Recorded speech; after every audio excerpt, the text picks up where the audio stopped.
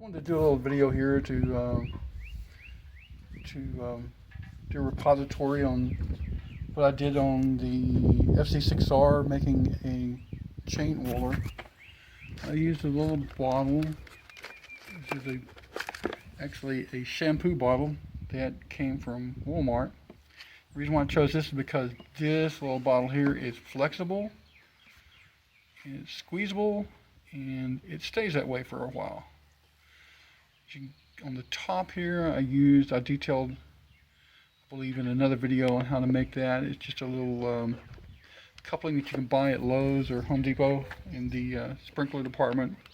It's just a little bypass, and you can actually drill a hole in the top of the lid, and I think it's like a number 8 nut will screw onto the shaft once you get rid of the little burr there. It'll just screw right on there, and you can put an O-ring here and an O-ring on the inside, put a little nut on there and screw it up, and it won't leak. Anyway, I ran the hose down to the side, down through the frame, and I went down to the front sprocket.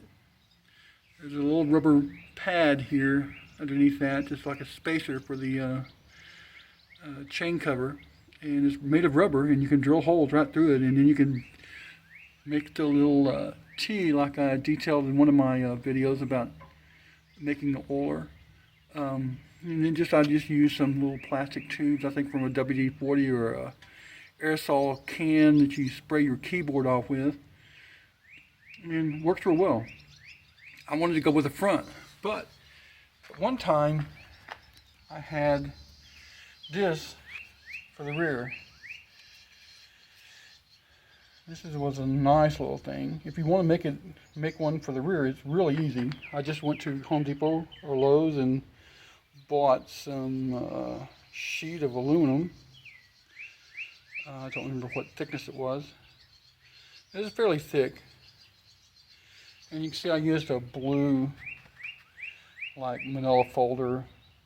You know, it can be any color, it doesn't matter. But I used it as a template, mocked up my part before I did it in aluminum. And then this will mount right here, and you can do the chain. It is 3 parts. You can unscrew it, and you see it has a flap here that you unscrew, and it's inserted into a little hole in the bottom. And of course this comes down and makes a nice little tongue that you can use to make a bracket with an elongated slot in it. You can move it up and down, right or left, whatever. And I made another one, elongated slot here. That's where I mounted the actual head for the oiler. And I did use the dual oiler like I detailed in one of my other videos.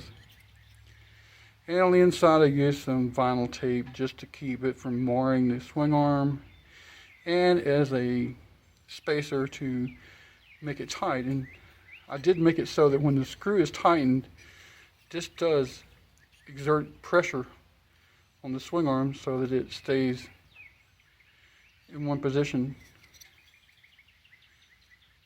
But that's another idea. I mean, if you want to do it this way, or you can mount the bottle and get on the frame into the front.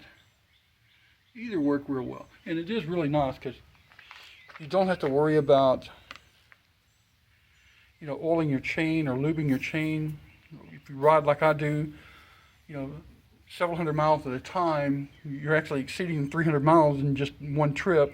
So, you know, I wanted something that I can oil it more readily than having to put it on like a stand and rotate the chain.